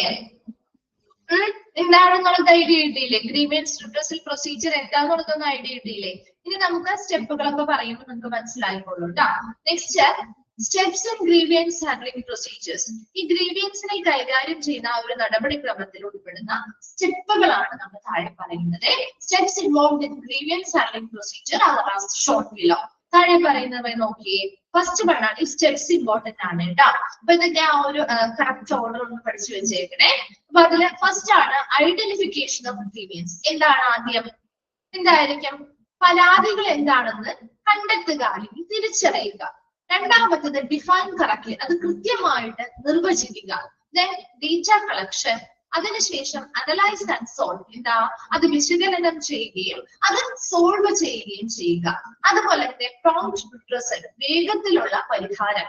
And implementation and follow up, അത് നടപ്പിലാക്കുകയും ഫോളോ അപ്പ് ചെയ്യുകയും ചെയ്യുക. അപ്പൊ ഇത്രയും സ്റ്റെപ്പുകളിലൂടെയാണ് ഒരു ഗ്രീവിയൻസ് അല്ലെങ്കിൽ പരാതി വന്നാൽ അത് കടന്നു പോകുന്നത്. മനസ്സിലാവുന്നുണ്ടോ? അപ്പൊ ആദ്യം എന്താണ്? ഐഡന്റിഫിക്കേഷൻ ഓഫ് ഗ്രീവിയൻസ് ആണ്. അതായത് എംപ്ലോയീസിന്റെ പരാതികൾ എന്താണ് എന്നുള്ളത് തിരിച്ചറിയുന്നു അല്ലെങ്കിൽ കണ്ടെത്തുന്നു. അതിനുശേഷം അതുമായി ബന്ധപ്പെട്ട കൃത്യമായ പരാതി എന്താണ്, അതിന്റെ അടിസ്ഥാനം എന്താണെന്ന് കൃത്യമായിട്ട് അത് നിർവചിക്കുന്നു. അതിനുശേഷം അതുമായി ബന്ധപ്പെട്ട ഡേറ്റാസ് കളക്ട് ചെയ്യുന്നു. ആ ഡേറ്റാസ്, കിട്ടിയ ഡേറ്റാസ് ഉണ്ടല്ലോ, അത് അനലൈസ് ചെയ്യും, വിശകലനം ചെയ്യുകയും അതിന് വേണ്ടിയിട്ടുള്ള സൊല്യൂഷൻസ് എന്ത് ചെയ്യും? ആൾട്ടർനേറ്റീവ് ആയിട്ടുള്ള സൊല്യൂഷൻസ് ആലോചിച്ച് കണ്ടെത്തുകയും ചെയ്യും. അതിൽ നിന്നും ഏറ്റവും അനുയോജ്യമായ സൊല്യൂഷൻസ് കണ്ടെത്തുമ്പോൾ അതാണ് പ്രോംപ്റ്റ് റിഡ്രസൽ എന്ന് പറഞ്ഞാൽ വേഗത്തിലുള്ള പരിഹാരമാണ്. അതായത് ഏറ്റവും വേഗത്തില് അവരിൽ നിന്നുള്ള ആൾട്ടർനേറ്റീവ് ആയിട്ടുള്ള സൊല്യൂഷനിൽ നിന്ന് ഏറ്റവും ബെസ്റ്റ് സൊല്യൂഷൻ എടുത്ത് വളരെ വേഗത്തിൽ തന്നെ അതിനുള്ള പരിഹാരം നടപ്പിലാക്കുന്നു. Next implementation of follow up എന്ന് പറഞ്ഞാൽ ആ പരാതി പരിഹാരം അവിടെ നടപ്പിലാക്കുകയും അതുമായി ബന്ധപ്പെട്ട ഫോളോ അപ്പുകൾ അല്ലെങ്കിൽ തുടർ നടപടികൾ സ്വീകരിക്കുകയും ചെയ്യും. ഇത്രയുമാണ് ഗ്രീവിയൻസ് റിഡ്രസൽ പ്രൊസീജിയർ ഉൾപ്പെടുന്ന സ്റ്റെപ്പുകൾ ഏതൊക്കെയാണ്, അതിന് ഫസ്റ്റ് സ്റ്റെപ്പ് ഏതാണ് അല്ലെങ്കിൽ ലാസ്റ്റ് സ്റ്റെപ്പ് ഏതാണ് നമ്മൾ ചോദിച്ചാൽ മനസ്സിലാവണം. ഫസ്റ്റ് സ്റ്റെപ്പ് ഏതാ? ഐഡന്റിഫിക്കേഷൻ ഓഫ് ഗ്രീവിയൻസ് ആണ്, അത് മാറിപ്പോയില്ല. Last step implementation and follow up ആണ്. അതാണ് രണ്ടുമാണ് കൂടുതൽ ചോദിച്ചു കണ്ടിരിക്കുന്നത് കേട്ടോ. ഫസ്റ്റ് സ്റ്റെപ്പ് ഏത്, ലാസ്റ്റ് സ്റ്റെപ്പ് ഏതെന്ന് ചോദിക്കാം. അല്ല എങ്കിൽ ആ ഒരു കൃത്യമായിട്ടുള്ള ആ ഒരു ഡയഗ്രാം തന്നിട്ട് അതിൽ ഏതെങ്കിലും ഒക്കെ ചിലപ്പോൾ മിസ്സായിട്ട് കൊടുത്തിട്ട് ഓപ്ഷനിൽ നിന്ന് കറക്റ്റ് ആൻസർ ചൂസ് ചെയ്തിടാൻ പറയാം. ഇപ്പൊ ഡിഫൈൻ കറക്റ്റ്ലി കഴിഞ്ഞിട്ട് ഡേറ്റ കളക്ഷൻ ചിലപ്പോ എന്താണ് ബ്ലാങ്ക് ആയിട്ട് തന്നിരിക്കാം, ഫില്ലിംഗ് ദ ബ്ലാങ്ക്സ് പോലെ ചെയ്യാം. അല്ല എങ്കിൽ നിങ്ങൾക്ക് ആ ഒരു കറക്റ്റ് ഓർഡർ തെറ്റിച്ചു തന്നിട്ട് അതിന് കൃത്യമായിട്ടുള്ള ഓർഡർ സെലക്ട് ചെയ്യാൻ അങ്ങനെയും ചോദിക്കാറുണ്ട് കേട്ടോ. അപ്പൊ ആ ഒരു പേരുകൾ കറക്റ്റ് ഓർഡറിൽ ഒന്ന് പഠിച്ചു വെച്ച് കഴിഞ്ഞാൽ നിങ്ങൾക്ക് മാറിപ്പോവില്ല. അപ്പോ ഫസ്റ്റ് വൺ, അപ്പൊ അത് തന്നെയാണ് താഴെ അത് എക്സ്പ്ലെയിൻ ചെയ്തിരിക്കുന്നതാണ്. First one identification of grievances. നോക്കിയേ, സ്റ്റെപ്പ് വൺ ആണ് identification of grievances. Those grievances of employees which are not being disclosed must be recognized by the management. എന്താ, ചിലപ്പോ എംപ്ലോയീസ് തുറന്ന് പറയാത്ത പരാതികൾ ഉണ്ടാവാം അല്ലെ, എംപ്ലോയീസ് കൊടുക്കുന്ന പരാതികളാവാം. അല്ല എങ്കിൽ which are not being disclosed, അല്ലെങ്കിൽ ചിലപ്പോൾ തുറന്ന് പറയാത്ത പരാതികളും ആയിരിക്കും. ചിലപ്പോൾ അവരുടെ ഉള്ളിലുള്ള തുറന്ന് പറയാത്ത പരാതികളോ അല്ലെങ്കിൽ ഓപ്പൺ ആയിട്ട് അവർ കംപ്ലൈന്റ് കൊടുത്തിട്ടുള്ള പരാതികളോ എന്താണെങ്കിലും ആ മാനേജ്മെന്റ് എന്ത് ചെയ്യുന്നു? Must be recognised by the management. Management അത് വളരെ എത്രയും വേഗം തന്നെ എന്ത് ചെയ്യുക? അത് തിരിച്ചറിയുക അല്ലെങ്കിൽ കണ്ടെത്തുക എന്നതാണ് ഒന്നാമത്തെ സ്റ്റെപ്പ്. രണ്ടാമത്തെ സ്റ്റെപ്പ് ഡിഫൈൻ കറക്റ്റ്ലി, കൃത്യമായിട്ട് അത് നിർവചിക്കുക. After identifying the grievances, management should correctly define them. ആ ഒരു ഗ്രീവിയൻസ് അല്ലെങ്കിൽ പരാതി എന്താണെന്ന് തിരിച്ചറിഞ്ഞു കഴിഞ്ഞാൽ മാനേജ്മെന്റ് എന്ത് ചെയ്യുന്നു? should correctly define them. കൃത്യമായിട്ട് അത് ഏത് മേഖലയിൽ ഏതുമായി ബന്ധപ്പെട്ട പരാതിയാണ് എന്ന് നിർവചിക്കുക.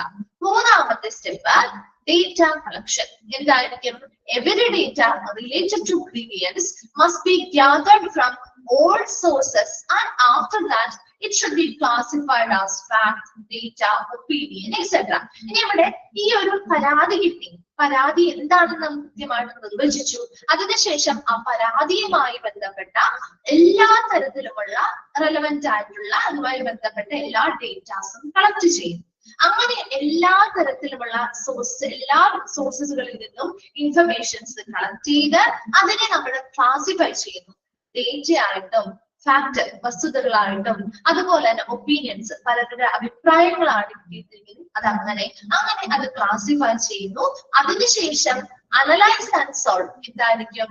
ആഫ്റ്റർ ഡേറ്റ കളക്ട് ചെയ്തു, നമ്മൾ ക്ലാസിഫൈ ചെയ്ത് വെച്ചിരിക്കുകയാണല്ലോ. അത് നമ്മൾ ഇനി എന്ത് ചെയ്യുന്നു? ആ ഇൻഫർമേഷനെ അനാലിസിസ് നടത്തുന്നു, വിശകലനം ചെയ്യുന്നു. must be done in order to develop alternative solution and select the best solution. അപ്പൊ എന്തിനാണ് അനാലിസിസ് നടത്തുന്നത്? ഈ പ്രശ്നങ്ങൾ എന്താണെന്ന് കൃത്യമായിട്ട് മനസ്സിലാക്കാനും അതിനനുസരിച്ച് അതിന് ഓൾട്ടർനേറ്റീവ് ആയിട്ടുള്ള സൊല്യൂഷൻസ് കണ്ടെത്തി അതിൽ നിന്ന് ബെസ്റ്റ് ചൂസ് ചെയ്യാനും വേണ്ടിയിട്ടാണ്. അടുത്തത് prompt redressal. എന്താ? വേഗത്തിലുള്ള ഒരു പരിഹാരം. After the analysis of grievances, it must be redressed immediately by implementing the solution in a speedy manner. അപ്പൊ അനാലിസിസ് ഗ്രീവിയൻസുമായി ബന്ധപ്പെട്ട വിശകലനം നടത്തി കഴിഞ്ഞു. ഇനി അതിൽ നിന്നും ബെസ്റ്റ് സൊല്യൂഷൻ ചൂസ് ചെയ്ത് അതവിടെ ഇമ്മീഡിയറ്റ് ആയിട്ട് വേഗത്തിൽ തന്നെ എന്ത് ചെയ്യുന്നു? നടപ്പിലാക്കുക എന്നതാണ്. സ്പീഡി മാനറിൽ വേഗത്തിൽ തന്നെ അത് നടപ്പിലാക്കുക, അതിന്റെ പരാതി പരിഹരിക്കുന്നതിന് വേണ്ടി നടപ്പിലാക്കുക എന്നാണ് പ്രോംപ്റ്റ് റിഡ്രസൽ പറയുന്നത്. അതിനുശേഷം ലാസ്റ്റ് സ്റ്റെപ്പാണ് സ്റ്റെപ്പ് 6, അതായത് ഇംപ്ലിമെന്റേഷൻ ആൻഡ് ഫോളോ അപ്പ്. അതായത് there should be follow up after the implementation of the solution. അപ്പൊ നമ്മൾ ഓൾറെഡി ഒരു സൊല്യൂഷൻ കണ്ടെത്തി, അത് ബെസ്റ്റ് സൊല്യൂഷൻ കണ്ടെത്തി, അത് വളരെ വേഗത്തിൽ തന്നെ അത് നടപ്പിലാക്കി കഴിഞ്ഞു കഴിഞ്ഞാൽ പിന്നെ നമ്മൾ ചെയ്യുന്നതാണ് ഈ സൊല്യൂഷൻ നല്ലതായിരുന്നു, അത് എഫക്റ്റീവ് ആണോ എന്ന് ചെക്ക് ചെയ്യണ്ടേ, പരിശോധിക്കുന്നതാണ് ഈ ഫോളോ അപ്പ് ചെയ്യാന്ന് പറയുന്നത്. ആ തുടർ നടപടികൾ സ്വീകരിക്കുന്നത് ആ സൊല്യൂഷൻ വഴി ആ പരിഹാരം കണ്ടെത്തിയോ, ആ പരാതികൾക്കുള്ള പരിഹാരമായോ, ആ പരാതികൾ അവിടെ വെച്ച് പൂർണ്ണമായിട്ടും അവസാനിച്ചോ, ഇപ്പോ ഓക്കെ ആയിട്ടാണോ പോകുന്നത് എന്ന രീതിയിലുള്ള കാര്യങ്ങള് തുടർ നടപടി, അതാണ് ഫോളോ അപ്പ് ചെയ്യുന്നതിലൂടെ നമ്മൾ നോക്കുന്നത്. അപ്പോ 6 സ്റ്റെപ്പിലൂടെയാണ് ഒരു ഗ്രീവിയൻസ് റിഡ്രസൽ പ്രൊസീജിയർ കടന്നു പോകുന്നത്. ഫസ്റ്റ് വൺ ഏതാണ്? Identification of grievance. ഗ്രീവിയൻസ് എന്ത് ചെയ്യുന്നു? ആ പരാതികൾ എന്താണെന്ന് കണ്ടെത്തുന്നത് പറഞ്ഞതാവാം, അല്ലെങ്കിൽ ചിലപ്പോൾ അവർ ഡിസ്ക്ലോസ് ചെയ്ത് തുറന്ന് പറയാത്തതായിട്ടുള്ള പരാതികൾ ഉണ്ടെങ്കിൽ അത് കണ്ടെത്തുകയോ അല്ലെങ്കിൽ തിരിച്ചറിയുകയോ ചെയ്യുന്നു. അതുപോലെ തന്നെ അതുമായി ബന്ധപ്പെട്ട കാര്യങ്ങൾ കൃത്യമായിട്ട് മാനേജ്മെന്റ് നിർവചിക്കുന്നു. അതുപോലെ അതുമായി ബന്ധപ്പെട്ട ഡേറ്റാസ് കളക്ട് ചെയ്യുന്നു. ആ ഡേറ്റാസിലെ ഫാക്ട്, ഡേറ്റ, ഒപ്പീനിയൻ മുതലായിട്ട് ക്ലാസിഫൈ ചെയ്യുന്നു. അതിനുശേഷം അത് അനാലിസിസ് ചെയ്യുന്നു. അതുമായി ബന്ധപ്പെട്ട ഓൾട്ടർനേറ്റീവ് സൊല്യൂഷനിൽ നിന്ന് ബെസ്റ്റ് സൊല്യൂഷൻസ് തിരഞ്ഞെടുക്കാൻ വേണ്ടി ഒരുപാട് സൊല്യൂഷൻസ് അതുമായി ബന്ധപ്പെട്ട് കണ്ടെത്തുന്നു. അതിനുശേഷം പ്രോംപ്റ്റ് റിഡ്രസൽ എന്ന് പറഞ്ഞാൽ ഏറ്റവും ബെസ്റ്റ് സൊല്യൂഷൻ അനാലിസിസ് കഴിഞ്ഞ് കിട്ടുന്ന ആൾട്ടർനേറ്റീവ് സൊല്യൂഷനിൽ നിന്ന് ഏറ്റവും ബെസ്റ്റ് സൊല്യൂഷൻ അവിടെ ഇംപ്ലിമെന്റ് ചെയ്ത് വേഗത്തിൽ നടപ്പിലാക്കുകയാണ് ചെയ്യുന്നത്. അതിനുശേഷം ഇംപ്ലിമെന്റേഷൻ ആൻഡ് ഫോളോ അപ്പ് എന്ന് പറഞ്ഞാൽ നടപ്പിലാക്കിയിട്ടുള്ള സൊല്യൂഷൻസിന്റെ എഫക്റ്റീവ്നെസ് എത്രത്തോളം ഉണ്ട്, അതവിടെ പരാതികൾ പരിഹരിക്കാൻ അത് സഹായിച്ചോ മുതലായ കാര്യങ്ങളെ കുറിച്ച് അറിയാൻ വേണ്ടിയിട്ട് ഫോളോ അപ്പുകൾ ചെയ്യുന്നതാണ് ലാസ്റ്റ് സ്റ്റെപ്പ് എന്ന് പറയുന്നത്. ക്ലിയർ ആണോ? അത് മനസ്സിലായോ? നിങ്ങൾ ആ ഒരു കണക്ട് ചെയ്ത് പഠിച്ചാൽ മതി. ഒരിക്കലും ബൈ ഹാർട്ട് ഒന്നും ചെയ്യേണ്ട. നിങ്ങളൊന്ന് കണക്ട് ചെയ്ത് നോക്കാം. ആദ്യം എന്താണ് കംപ്ലൈന്റ് മനസ്സിലാക്കി, അതുമായി ബന്ധപ്പെട്ട് എന്ത് കംപ്ലൈന്റ് ആണ് കൃത്യമായിട്ട് നിർവചിച്ചു, അതിനുശേഷം അതുമായി ബന്ധപ്പെട്ട ഡേറ്റാസ് കളക്ട് ചെയ്തു, അത് അനാലിസിസ് ചെയ്തു, സൊല്യൂഷൻ കണ്ടെത്തുന്നു, അത് ഇംപ്ലിമെന്റ് ചെയ്യുന്നു, അതുമായി ബന്ധപ്പെട്ട ഫോളോ അപ്പ് നടത്തുന്നു. ഓക്കെ അല്ലേ? കറക്റ്റ് ഓർഡറിൽ അങ്ങോട്ടൊന്ന് നോക്കിയോ മനസ്സിലാക്കിയാൽ മതി. ബൈ ഹാർട്ട് ഒന്നും ചെയ്യണ്ട.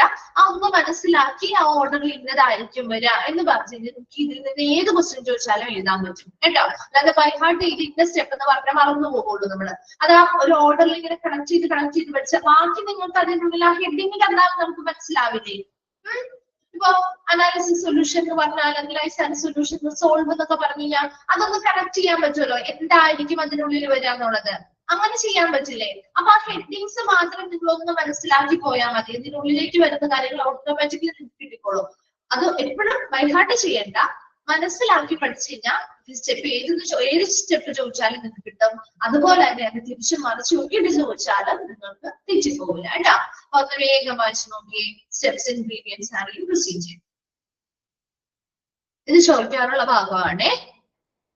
നോക്കണം കേട്ടോ. സ്റ്റെപ്പുകളുടെ പേരുകൾ ഒന്ന് പഠിച്ചു വെച്ചേക്കണം കേട്ടോ.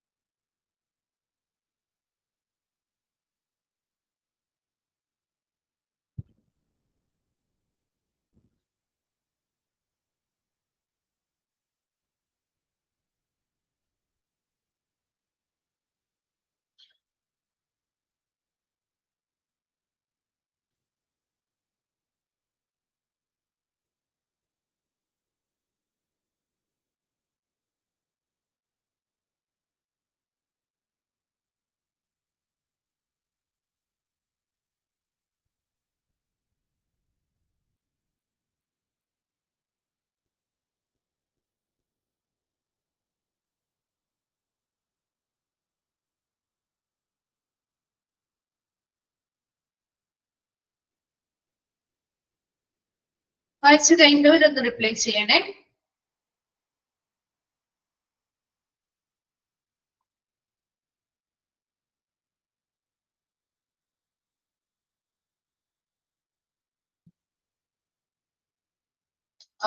ക്ലിയർ അല്ലേ? ഓക്കെ അല്ലേ? ശരി. Next, grievance machinery under industrial dispute act 1947. അപ്പൊ ഇവിടെ ഗ്രീവിയൻസ് മെഷീനറി, പരാതി പരിഹാര സംവിധാനം ഇൻഡസ്ട്രിയൽ ഡിസ്പ്യൂട്ട് ആക്ട് 1947 എന്താണ് പറഞ്ഞിരിക്കുന്നതാണ് നമ്മൾ ഇനി നോക്കുന്നത്. എന്താണ് ഇൻഡസ്ട്രിയൽ ഡിസ്പ്യൂട്ട് ആക്ട്? കേട്ടിട്ടുണ്ടോ? ഇൻഡസ്ട്രിയൽ ഡിസ്പ്യൂട്ട് ആക്ട് കേട്ടിട്ടുണ്ടോ? കേട്ടിട്ടുണ്ടോ? ഇല്ല, പഠിച്ചിട്ടില്ല എന്നാണോ, കേട്ടിട്ടില്ല എന്നാണോ? ഓക്കെ. ഇനി മലയാളം എന്താ? വ്യാവസായിക തർക്ക നിയമം എന്താണ് ഇൻഡസ്ട്രിയൽ ഡിസ്പ്യൂട്ട് ആക്ടിനെ നമ്മൾ മലയാളത്തിൽ വിളിക്കുന്നത്. 1947 1947 ആ നിയമം വന്നിരിക്കുന്നത്. ഇതായത് പേരിൽ നിന്ന് തന്നെ അറിയാലോ, ഇൻഡസ്ട്രിയൽ ഡിസ്പ്യൂട്ട് എന്ന് വെച്ചാൽ എന്തായിരിക്കും? വ്യാവസായിക തർക്കം എന്ന് പറയുമ്പോൾ അവിടെ ആരൊക്കെ തമ്മിലുള്ള തർക്കമായിരിക്കും അതിൽ വരിക? ആരൊക്കെ തമ്മിലായിരിക്കും പ്രധാനമായിട്ടും വരിക? ഒരു ഇൻഡസ്ട്രിയുമായി ബന്ധപ്പെട്ടാവുമ്പോ, അല്ലെങ്കിൽ ഒരു സ്ഥാപനവുമായി ബന്ധപ്പെട്ടാവുമ്പോ ആരൊക്കെ തമ്മിലുള്ളതായിരിക്കും? ഒരു സ്ഥാപനം, ഒരു ഓർഗനൈസേഷനുമായി ബന്ധപ്പെട്ട് നിങ്ങൾ പറഞ്ഞാൽ മതി. ഒരു ഓർഗനൈസേഷന് പ്രധാനമായിട്ടും ആരൊക്കെ തമ്മിലുള്ള തർക്കങ്ങളായിരിക്കും ഉണ്ടാവുക? ആരൊക്കെ തമ്മിലുള്ളതായിരിക്കും? ജസ്റ്റ് വെറുതെ ഒന്ന് പറഞ്ഞു നോക്ക്, തെറ്റിയായിക്കോട്ടെ, കുഴപ്പമില്ല. അവിടുത്തെ എംപ്ലോയേഴ്സ് തമ്മിലുള്ളതാവാം. ശരിയാണ് സഞ്ജന പറഞ്ഞത്. ഓണേഴ്സ് അല്ലെങ്കിൽ അവിടുത്തെ ഉടമകൾ അല്ലെങ്കിൽ എംപ്ലോയേഴ്സ്, തൊഴിലുടമകൾ തമ്മിലുള്ള തർക്കങ്ങളാവാം. പിന്നെ ഏതാ പറഞ്ഞേ? എംപ്ലോയീസ് തമ്മിലുള്ളതാവാം. എംപ്ലോയീസും ഓർഗനൈസേഷൻ അല്ലെങ്കിൽ അവിടുത്തെ എംപ്ലോയറും തമ്മിലുള്ള, അല്ലെ, തൊഴിലുടമകളും തൊഴിലാളികളും തമ്മിലുള്ള തർക്കങ്ങളാവാം, അല്ലെ. ഇവര് തമ്മിലാണ് എപ്പോഴും എന്ത് ചെയ്യുന്നത്? തർക്കങ്ങൾ ഉണ്ടാകാനുള്ള സാധ്യതയുള്ളത്. ശരിയല്ലേ? ഒരു ഓർഗനൈസേഷനെ സംബന്ധിച്ച് അവിടുത്തെ തൊഴിലാളികൾ തമ്മിലുള്ള തർക്കങ്ങളാവാം, അല്ലെ, എംപ്ലോയേഴ്സ് തമ്മിലുള്ള തർക്കങ്ങളാവാം, എംപ്ലോയീസ് തമ്മിലുള്ള തർക്കങ്ങളാവാം, എംപ്ലോയറും എംപ്ലോയിയും തമ്മിലുള്ള തർക്കങ്ങളും ഉണ്ടാവാറുണ്ട്. ശരിയാണല്ലോ? ഈ 3 എണ്ണമാണ് പ്രധാനമായിട്ടും നമ്മൾ ഇവിടെയും പറയുന്നത്. ഇനി ഇവര് തമ്മിലുള്ള തർക്കം എന്ന് പറയുമ്പോൾ ഒരു ഇൻഡസ്ട്രിയെ ബേസ് ചെയ്ത് അല്ലെങ്കിൽ ഒരു ഓർഗനൈസേഷനെ ബേസ് ചെയ്തെന്ന് പറയുമ്പോൾ ആ തർക്കം ഏത് രീതിയിലുള്ള തർക്കങ്ങളാണ് സാധാരണ നമ്മൾ ഇതിൽ വരുന്നുള്ളൂ? ഏത് രീതിയിലുള്ളതായിരിക്കാം? അല്ലെങ്കിൽ എന്തുമായി ബന്ധപ്പെട്ട തർക്കങ്ങളാവാം?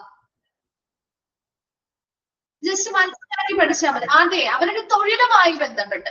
ശരിയല്ലേ? ഒരു സ്ഥാപനത്തിൽ വർക്ക് ചെയ്യും, അവരുടെ തൊഴിലുമായി ബന്ധപ്പെട്ട തർക്കങ്ങളാണ് നമ്മളവിടെ മുഖവിലേക്കിരിക്കുക, അല്ലെ. അപ്പൊ അവിടെ തൊഴിലുമായി ബന്ധപ്പെട്ട് ചിലപ്പോൾ അവരുടെ ജോലിയുമായി ബന്ധപ്പെട്ട്, സാലറിയുമായി ബന്ധപ്പെട്ടാവാം, അവരുടെ വർക്കിംഗ് കണ്ടീഷനുമായി ബന്ധപ്പെട്ടാവാം, അല്ലെങ്കിൽ അവർക്ക് കിട്ടുന്ന മറ്റു ബെനിഫിറ്റ്സുമായി ബന്ധപ്പെട്ടാവാം, പ്രൊമോഷൻസുമായി ബന്ധപ്പെട്ടാവാം. അങ്ങനെ എന്തുമായിക്കോട്ടെ, ആ തൊഴിലുമായി ബന്ധപ്പെട്ട അവരുടെ തൊഴിൽ സാഹചര്യവുമായി ബന്ധപ്പെട്ടോ മറ്റു കാര്യങ്ങളുമായി ബന്ധപ്പെട്ടുണ്ടാവുന്ന തർക്കങ്ങളെയാണ് അല്ലെങ്കിൽ ഡിസ്പ്യൂട്ടുകളെയാണ് നമ്മൾ ഇൻഡസ്ട്രിയൽ ഡിസ്പ്യൂട്ട് എന്ന് പറയുന്നത്. അത് ആരൊക്കെ തമ്മിലുള്ളതാണ്? എംപ്ലോയേഴ്സ് തമ്മിലുള്ളതാവാം, തൊഴിലുടമകൾ തമ്മിലുള്ളതാവാം, തൊഴിലാളികൾ തമ്മിലുള്ളതാവാം, തൊഴിലുടമയും തൊഴിലാളികളും തമ്മിലുള്ള അവർ തൊഴിലുമായി ബന്ധപ്പെട്ട അവര് ആ ഓർഗനൈസേഷൻ എന്ത് ജോലിയാണോ ചെയ്യുന്നത് അല്ലെങ്കിൽ അവിടെ എന്ത് തൊഴിലാണോ നൽകുന്നത് ആ തൊഴിലുമായി ബന്ധപ്പെട്ട ആ തൊഴിലിന്റെ സാഹചര്യവുമായി ബന്ധപ്പെട്ടോ അല്ലെങ്കിൽ മറ്റെന്തെങ്കിലും ആ തൊഴിലുമായി ബന്ധപ്പെട്ട കാര്യങ്ങളുമായി ബന്ധപ്പെട്ട് വരുന്ന തർക്കങ്ങളെയാണ് ഇൻഡസ്ട്രിയൽ ഡിസ്പ്യൂട്ട് അല്ലെങ്കിൽ വ്യാവസായിക തർക്കം എന്ന് പറയുന്നത്. അത് ക്ലിയർ ആയോ? ഈ ആക്ട് എന്താണെന്ന് നിങ്ങൾക്ക് പഠിക്കാനില്ല, പക്ഷെ ഇത് മനസ്സിലാക്കിയിരിക്കണം നിങ്ങൾ. അത് എന്തൊരു കാര്യം പറയുമ്പോൾ നമ്മൾ ജസ്റ്റ് അത് എന്താണെന്ന് മനസ്സിലാക്കിയില്ലെങ്കിൽ നമുക്ക് കണക്ട് ചെയ്യാൻ പറ്റില്ല. അപ്പൊ ഈ ഒരു ആക്ട് വന്നിരിക്കുന്നത് തന്നെ എന്തിനായിരിക്കും? ആ പേരിൽ നിന്ന് അറിയാലോ, ആ വ്യാവസായിക തർക്കങ്ങളെ പരിഹരിക്കുന്നതിന് വേണ്ടിയാണ്. ശരിയല്ലേ? ഇൻഡസ്ട്രിയില് ഇങ്ങനെയുള്ള ഡിസ്പ്യൂട്ട് അല്ലെങ്കിൽ തർക്കങ്ങൾ ഉണ്ടാവാൻ പാടില്ല. അത് ആ ഓർഗനൈസേഷനെ നെഗറ്റീവായിട്ട് ബാധിക്കും, അല്ലെ. അപ്പൊ അതുകൊണ്ട് ഇത്തരത്തില് ഇൻഡസ്ട്രിയിൽ, അതായത് വ്യാവസായികമായിട്ട് അല്ലെങ്കിൽ ഇൻഡസ്ട്രിയുമായി ബന്ധപ്പെട്ട് ഇത്തരം തർക്കങ്ങൾ ഉണ്ടെങ്കിൽ അതിനെ കൃത്യമായിട്ട് പരിഹരിക്കുകയും അതിനുള്ള പരിഹാരങ്ങൾ കണ്ടെത്തി നൽകുകയും ചെയ്യുക. അതുപോലെ തന്നെ ഒരു ഇൻഡസ്ട്രിയൽ പീസ് ആൻഡ് ഹാർമണി, ഒരു എന്താണ് നല്ല രീതിയിലുള്ള ഒരു ശാന്തതയും സമാധാനവും ഒരു ഐക്യവും ഒക്കെ ആ ഇൻഡസ്ട്രിയിൽ കൊണ്ടുവരിക, അതുപോലെ കൃത്യമായിട്ട് ഇത്തരത്തിലുള്ള തർക്കങ്ങൾക്ക് പരിഹാരം കാണുകയും അതിനുള്ള സൊല്യൂഷൻസ് കണ്ടെത്തി നൽകുകയും ചെയ്യുന്നതിന് വേണ്ടിയിട്ടാണ് ഈ ഒരു നിയമം പ്രാബല്യത്തിൽ വന്നിരിക്കുന്നത്. ക്ലിയർ ആണോ? ആ നിയമം എന്താന്ന് മനസ്സിലായോ?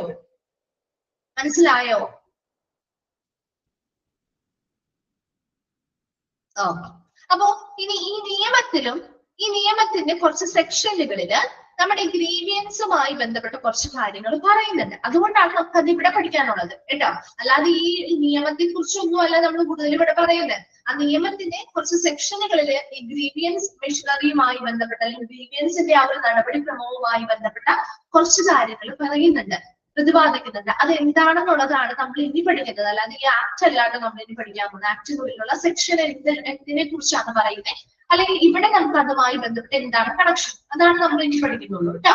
Grievance machinery is the procedure of conveying the grievances to the higher authorities or concerned people from the time of their occurrence till the time of their settlement. അതായത് ഗ്രീവിയൻസ് മെഷീനറി എന്ന് പറഞ്ഞാല് ഗ്രീവിയൻസുമായി ബന്ധപ്പെട്ട നടപടിക്രമം അല്ലെങ്കിൽ പരിഹാരം എന്ന് പറയുമ്പോൾ is A procedure of conveying the grievance. ഇവിടെ നമ്മള് നേരത്തെ സ്റ്റെപ്പുകൾ പഠിച്ചപ്പോ പറഞ്ഞു, നമ്മളൊരു ഗ്രീവിയൻസ് അല്ലെങ്കിൽ പരാതികൾ വന്നു കഴിഞ്ഞാല് ഒരു ഹയർ അതോറിറ്റി അല്ലെങ്കിൽ അതുമായി ബന്ധപ്പെട്ട ഏറ്റവും ബന്ധപ്പെട്ട ആളുകളിലേക്ക്, ഉന്നത അധികാരികളിലേക്ക് ടൈം ഓഫ് ദെയർ ഒക്കറൻസ്, അത് ഉണ്ടാവുന്ന സമയം മുതൽ till the time of their settlement, അവരുടെ ആ ഒരു പരാതി പരിഹരിക്കുന്നത് വരെ ഒരു ഹയർ അതോറിറ്റിയിലേക്കോ അതുമായി ബന്ധപ്പെട്ട ആളുകളിലേക്കോ ഈ ഒരു ഗ്രീവിയൻസ് അല്ലെങ്കിൽ പരാതിയെ കൺവേ ചെയ്ത് കൊടുക്കുന്ന ഒരു പ്രൊസീജിയർ ആണ് ഗ്രീവിയൻസ് മെഷീനറി എന്ന് പറയുന്നത്. അപ്പൊ ഇവിടെ എപ്പോഴും ഒരാൾ പരാതി പരിഹരിക്കുന്നതിന് വേണ്ടിയിട്ട് ആ ഗ്രീവിയൻസ് ഉണ്ടാവുന്ന സമയത്ത് നമ്മൾ ഉണ്ടായിക്കഴിഞ്ഞാൽ ആ പരാതികൾ നമ്മൾ എന്ത് ചെയ്യും, ആ ഉണ്ടായ സമയം മുതൽ അത് പരിഹരിക്കുന്നത് വരെ അത് ഓരോ സെക്ഷനിലേക്ക് അല്ലെങ്കിൽ ഓരോ ഹയർ അതോറിറ്റികളിലേക്ക് നമ്മൾ അത് കൈമാറി കൊടുക്കുന്ന ഒരു പ്രൊസീജിയർ ആണ് ഗ്രീവിയൻസ് മെഷീനറി. നോക്കിയേ, grievances turn complicated for the settlement once they have reached the higher stage of grievance process. നമുക്കറിയാം ഏതൊരു പരാതിയാണെങ്കിലും ഒരു ഉന്നത സ്റ്റേജിലേക്ക് എത്തി അല്ലെങ്കിൽ ഉയർന്ന തലത്തിലേക്ക് എത്തിക്കഴിഞ്ഞ് അത് പരിഹരിക്കുന്ന ഇച്ചിരി ബുദ്ധിമുട്ടാണ് അല്ലെ. അതേസമയം before it is advisable to settle the grievance in its early stage, അത് ആരംഭിക്കുന്ന ഘട്ടത്തിൽ തന്നെ, ആ പരാതികൾ ആരംഭിക്കുന്ന ഘട്ടത്തിൽ തന്നെ അത് പരിഹരിക്കുന്നതല്ലേ ഉചിതം അല്ലെ. അല്ലാതെ ഇത് വളരെ ഉയർന്ന ലെവലിലേക്ക് എത്തിക്കഴിഞ്ഞിട്ട് അത് പരിഹരിക്കുന്നതല്ലോ. അത് ഉണ്ടാവുന്ന ആ ആരംഭിക്കുന്ന സമയത്ത് തന്നെ അത് പരിഹരിക്കുന്നതല്ലേ ഏറ്റവും ഉചിതമായിട്ടുള്ള മാർഗം എന്ന് പറയുന്നത്. ആണോ? എന്ത് പ്രശ്നമാണെങ്കിലും അത് ഉണ്ടാവുന്ന സമയത്ത് തന്നെ പരിഹരിച്ചു പോകുന്നതല്ലേ നല്ലത്. അത് കുറച്ചു നാള് വെച്ചുകൊണ്ടിരുന്ന് അത് ഉയർന്ന തലങ്ങളിലേക്കും ഉന്നത അധികാരികളിലേക്കും ആ പരാതിക്ക് കൊടുത്ത് പരിഹരിക്കുന്നതിനേക്കാൾ നല്ലത് ഇതല്ലേ. ആണോ? എന്താണ് ഒരു റിപ്ലൈ ഇല്ലാത്തെ? അപ്പൊ അത്തരത്തില് ഒരു എംപ്ലോയിക്ക് പരാതി വന്നു കഴിഞ്ഞാല് അത് പരിഹരിക്കുന്നതിന് വേണ്ടിയിട്ട് ഒരു ഓർഗനൈസേഷൻ, വലിയ ഓർഗനൈസേഷൻ ആണെങ്കിൽ അവിടെ ഒരു ഗ്രീവിയൻസ് റിഡ്രസൽ പ്രൊസീജിയർ ഉണ്ടാകും എന്ന് പറഞ്ഞു അല്ലെ. അപ്പൊ ആ പ്രൊസീജിയർ ചെയ്യുന്നതിന് വേണ്ടിയിട്ട് അതിൻ്റെതായ അധികാരികളും ഉണ്ടാവില്ലേ. അതിൽ ആ ഒരു ഗ്രീവിയൻസുമായി ബന്ധപ്പെട്ട മാനേജ്മെന്റില് ഒരു കുറച്ച് ആളുകളൊക്കെ ഉൾപ്പെടുന്നുണ്ട് ആ ഒരു കമ്മിറ്റിയില്. അപ്പൊ അത്തരത്തില് ഒരു ഉയർന്ന അധികാരികളിലേക്ക് ആ ഒരു പരാതി ഉണ്ടാവുന്ന സമയം മുതൽ അത് പരിഹരിക്കുന്നത് വരെ ഉന്നത അധികാരികളിലേക്ക് ഈ ഒരു ഗ്രീവിയൻസ് അല്ലെങ്കിൽ പരാതിയെ കൺവേ ചെയ്ത് അല്ലെങ്കിൽ കൊണ്ടുപോകുന്ന അല്ലെങ്കിൽ അത് നടത്തിക്കൊണ്ടുപോകുന്ന അല്ലെങ്കിൽ മുന്നോട്ട് കൊണ്ടുപോകുന്ന ഒരു നടപടിക്രമമാണ് ഗ്രീവിയൻസ് മെഷീനറി എന്ന് പറയുന്നത്. ഇനി according to section 9C of Industrial Dispute Act 1947, grievance management machinery is as follows. അപ്പോൾ നമ്മളിവിടെ industrial dispute act 1947 section 9C ഈ ഗ്രീവിയൻസ് മാനേജ്മെന്റ് മെഷീനറിയുമായി ബന്ധപ്പെട്ട കുറച്ച് കാര്യങ്ങൾ പ്രതിപാദിക്കുന്നുണ്ട്. അതാണ് താഴെ പറയുന്നത്. ആ ഒരു സെക്ഷനിൽ പറയുന്ന കാര്യങ്ങളാണ് കേട്ടോ താഴെ ഇനി കൊടുത്തിരിക്കുന്നത്. First one, every industrial establishment employing 20 or more workmen shall have one or more grievance redressal committee for the resolution of dispute arising out of individual grievance. എന്തായിരിക്കും ഇവിടെ പറയുന്നത്? ഫസ്റ്റ് ആ സെക്ഷനിൽ ഒന്നാമത്തെ നിയമത്തിലെ സെക്ഷൻ 9C ഒന്നാമതായിട്ട് ഗ്രീവിയൻസുമായി ബന്ധപ്പെട്ട് പറയുന്ന കാര്യം, എവരി ഇൻഡസ്ട്രിയൽ എസ്റ്റാബ്ലിഷ്മെന്റ്, ഏതൊരു വ്യവസായ സ്ഥാപനത്തിലോ അവിടെ 20ഓ അതിൽ കൂടുതലോ തൊഴിലാളികൾ ഉണ്ടെങ്കിൽ, കേട്ടോ, അത് പറയുന്നത് 20ഓ അതിൽ കൂടുതലോ തൊഴിലാളികൾ ഉണ്ടെങ്കിൽ ഷാൽ ഹാവ്, അവിടെ 1ഓ അതിൽ കൂടുതലോ ഗ്രീവിയൻസ് റിഡ്രസൽ കമ്മിറ്റി ഉണ്ടായിരിക്കണം. ക്ലിയർ ആവുന്നോ? അപ്പൊ അവിടെ ഏതൊരു വ്യവസായിക സ്ഥാപനത്തിലാണെങ്കിലും 20 എംപ്ലോയീസോ അതിൽ കൂടുതലോ, എന്താണ് 20 or more വർക്ക്മെൻ, എന്താ 20ഓ അതിൽ കൂടുതലോ തൊഴിലാളികൾ ഉണ്ടെങ്കിൽ അവിടെ 1ഓ അതിൽ കൂടുതലോ പരാതി പരിഹാര കമ്മിറ്റി ഉണ്ടായിരിക്കണം. എന്തിനു വേണ്ടി? For the resolution of dispute arising out of individual grievance, എന്താ അവരുടെ ആ എംപ്ലോയീസുമായി ബന്ധപ്പെട്ട പരാതികള് അല്ലെങ്കിൽ തർക്കങ്ങളെ പരിഹരിക്കുന്നതിന് വേണ്ടിയിട്ട് 1ഓ അതിൽ കൂടുതലോ ഗ്രീവിയൻസ് റിഡ്രസൽ കമ്മിറ്റികൾ ഉണ്ടായിരിക്കണം. ക്ലിയർ ആണോ? ഫസ്റ്റ് വൺ മനസ്സിലായോ? സെക്ഷൻ 9C പറയുന്ന ഒന്നാമത്തെ കാര്യമാണ് 20ഓ അതിൽ കൂടുതലോ എംപ്ലോയീസ് ഉണ്ടെങ്കിൽ അവിടെ 1ഓ അതിൽ കൂടുതലോ ഗ്രീവിയൻസ് റിഡ്രസൽ കമ്മിറ്റി അവരുടെ തർക്കങ്ങളും പരാതികളും പരിഹരിക്കുന്നതിന് വേണ്ടി ഉണ്ടായിരിക്കണം. ഓക്കെ അല്ലേ? രണ്ടാമത് പറയുന്നത് the grievance redressal committee shall consist of an equal number of members from the employer and the workman.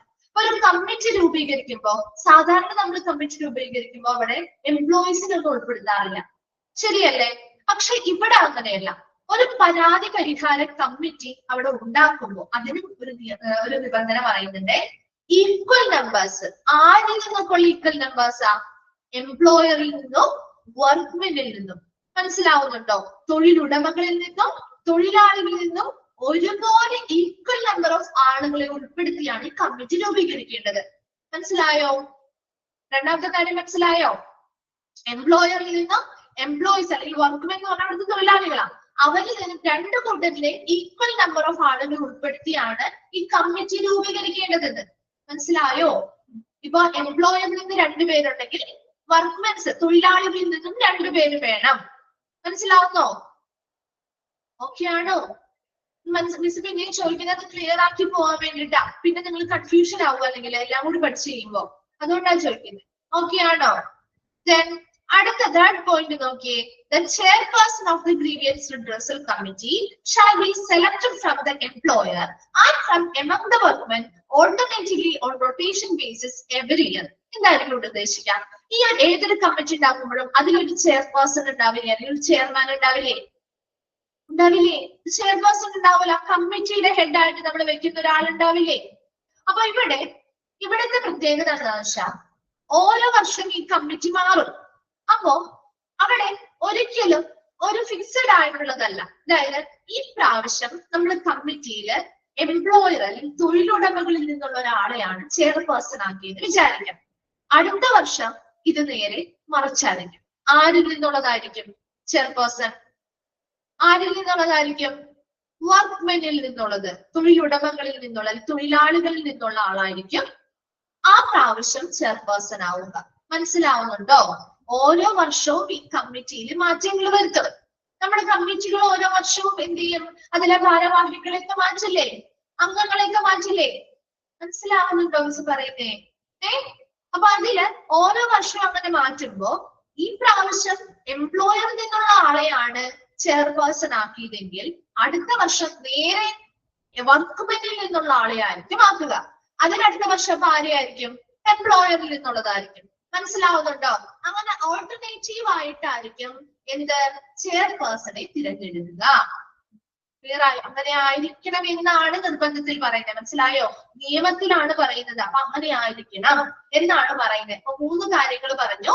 20ഓ അതിൽ കൂടുതലോ തൊഴിലാളികളുണ്ട് എങ്കിൽ ആ ഏതൊരു സ്ഥാപനത്തിലും ഇൻഡസ്ട്രിയൽ സ്ഥാപനത്തിലും ഒരു ഗ്രീവിയൻസ് റിഡ്രസൽ കമ്മിറ്റി അവരുടെ പരാതികൾ പരിഹരിക്കുന്നതിന് വേണ്ടി ഉണ്ടായിരിക്കണം. രണ്ടാമത് പറഞ്ഞത് ഈ ഒരു ഗ്രീവിയൻസ് റിഡ്രസൽ കമ്മിറ്റിയിൽ ഈക്വൽ നമ്പർ ഓഫ് മെമ്പേഴ്സ് ആയിരിക്കണം. അതായത് എംപ്ലോയറിൽ നിന്നും വർക്ക്മെനിൽ നിന്നുമുള്ള ഈക്വൽ നമ്പർ ഓഫ് മെമ്പേഴ്സ് ആയിരിക്കണം ഉണ്ടായിരിക്കേണ്ടത്.